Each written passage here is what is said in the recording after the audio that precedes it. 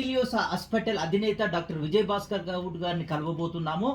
హైదరాబాద్ జిల్లాలో red cross ఆధ్వర్యంలో హైదరాబాద్ జిల్లా రెడ్ క్రాస్ కు అడ్వైజర్ గా ఉంటూ హైదరాబాద్ జిల్లా రెడ్ క్రాస్ ఆధ్వర్యంలో ఏర్పాటు చేసే బ్లడ్ బ్యాంకుకి ఒక 5 లక్షల రూపాయల డొనేషన్ గవర్నర్ చేతుల మీదుగా అందజేసి ఆ బ్లడ్ సెంటర్ ఏర్పాటు చేయడానికి మొదటి అడుగు సహాయ సహకారాలు అందించారు.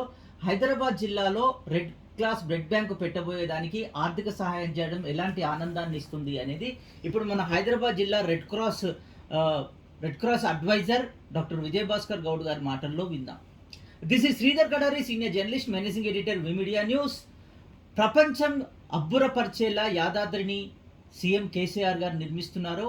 అక్కడ వికలాంగులకు అద్భుతమైన వైద్యం అందించేందుకు డాక్టర్ విజయ్ భాస్కర్ గారు రాష్ట్ర ప్రభుత్వం దృష్టికి ఒక మంచి ప్రతిపాదన తీసుకెళ్లారు. దానికి ముఖ్యమంత్రి సీఎం కేసీఆర్ గారు కూడా సానుకూలంగా స్పందించారు.